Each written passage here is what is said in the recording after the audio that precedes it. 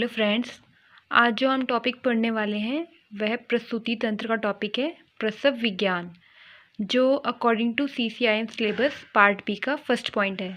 Paper के point of view से मैंने ये वीडियोस नोट फॉर्म में बनाई है, तो आप इसे पेपर में एज इट इज़ भी लिख सकते हैं।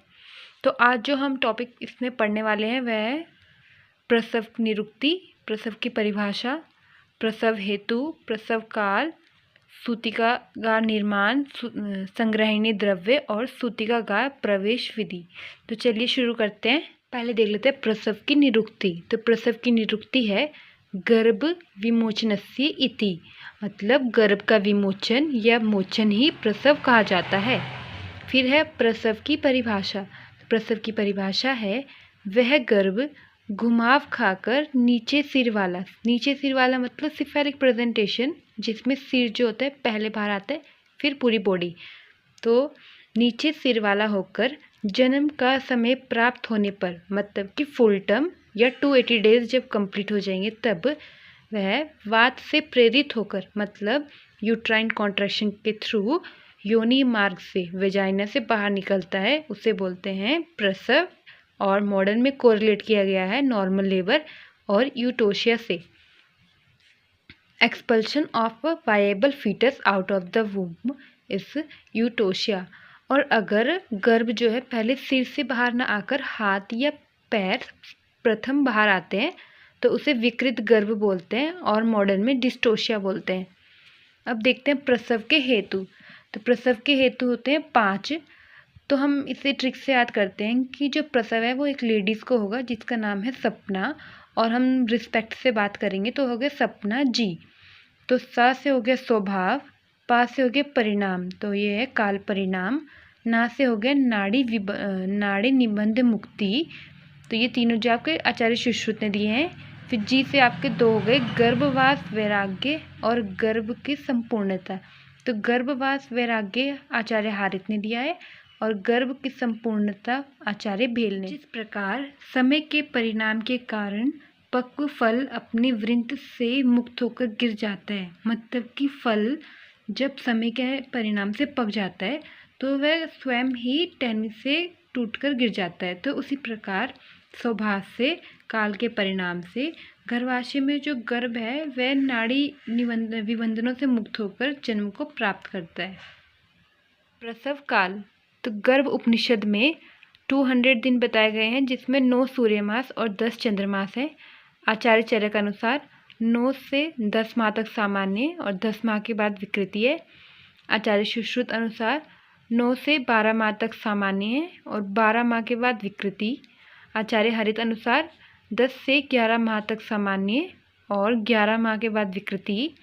आचार्य वाग्भट अनुसार 8 माह से 1 दिन भी अधिक होने से लेकर 1 वर्ष तक जो है सामान्य है और 1 वर्ष के बाद विकृति है। और according to modern total duration of pregnancy is 280 days. अब है सूतिकागार। इसमें ये श्लोक पढ़ते हैं, यत्र गर्भिणी प्रसूता यत्र चा तिष्ठति तत्र सूतिकागार उच्यते। जहाँ गर्भिणी और जहाँ प्रसूता स्त्री रहे उसे सूतिकागार कहते हैं। अब है सूतिकागार निर्माण। तो आचार्य सुश्रुत ने बताया है कि पूर्व या दक्षिण दिशा की ओर द्वार होना चाहिए। आचार्य चरक, वाग्भट, भेल और भावप्रकाश ने बताया है कि पूर्व या उत्तर दिशा की ओर द्वार होना चाहिए। तो इससे आप ऐसे भी याद कर सकते हैं कि जो आचार्य सुश्रुत हैं वह द्वार पर ही पढ़ते रहते हैं। तो पी से हो गया पूर्व और डी से हो गया दक्षिण। फिर है आचार्य चरक, वाग्भट, भेल और भाव प्रकाश जो हैं वो यूपी के रहने वाले हैं। तो यू से हो गया उत्तर और पी से हो गया पूर्व। फिर आचार्य सुश्रुत ने बताया है 8 हस्त लंबा और 4 हस्त चौड़ा जो है सूतिकागार होना चाहिए। आचार्य चरक ने बताया है ऋतु सुखकारी, मतलब सभी ऋतुओं में सुखकर होनी चाहिए। फिर है निर्माण काल। तो आचार्य भेल ने बताया है 8 मास व्यतीत हो जाने पर निर्माण करें। आचार्य चरक ने बताया है 9वें मास के पूर्वी। अष्टांग संग्रह ने बताया है 9वें मास के प्रारंभ के बाद निर्माण करें। भूमि जो है आचार्य चरक अनुसार वह अस्थि, शर्करा और कपाल आदि रहित होनी चाहिए और रूप, रस, गंध में जो है श्रेष्ठ होनी चाहिए। काष्ठ जो है बिल्व, तिंदुक, इंगुदी, भल्ला तक अथवा खदिर की लकड़ियाँ होनी चाहिए। आचार्य सुश्रुत ने वर्ण अनुसार बताया है। उन्होंने 4 वर्ण बताए हैं, ब्राह्मण, क्षत्रिय, वैश्य, शूद्र। भूमि प्रदेश हो गई, ब्राह्मण की श्वेत, क्षत्रिय की रक्त, वैश्य की पित्त और शूद्र की कृष्ण। फिर है कास्ट, तो इसे ऐसे याद कर सकते हैं, ब्राह्मण से हो गया, ब से हो गया ब्राह्मण, बा से हो गया बिल्व, और बाकी जो बचे वो ऐसे याद करेंगे कि सभी जो हैं वो एक चैनल में काम करते हैं और चैनल का नाम है एनटीवी। तो एन से हो गया न्योगराद्र, टी से हो गया तिंदुक और बी से हो गया भल्ला तक। तो ये तीनों जो हैं आपके एक चैनल में काम करते हैं। और बी से हो गया ब्राह्मण और बी से हो गया बिल्व। तो ऐसे हम इन कास्ट को याद कर सकते हैं, ये आपके एमडी में पूछे जाते हैं। नेक्स्ट पॉइंट है संग्रहणीय द्रव्य। तो पहले देख लेते हैं औषधियाँ।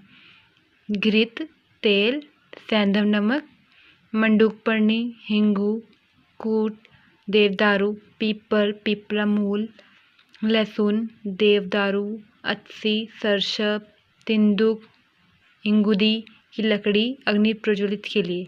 फिर है उपकरण। उपकरण के लिए 2 पत्थर के टुकड़े होने चाहिए, 2 बड़े मूसल, 2 ओखल, तीक्ष्ण सुई, तीक्ष्ण शस्त्र और 2 पलंग।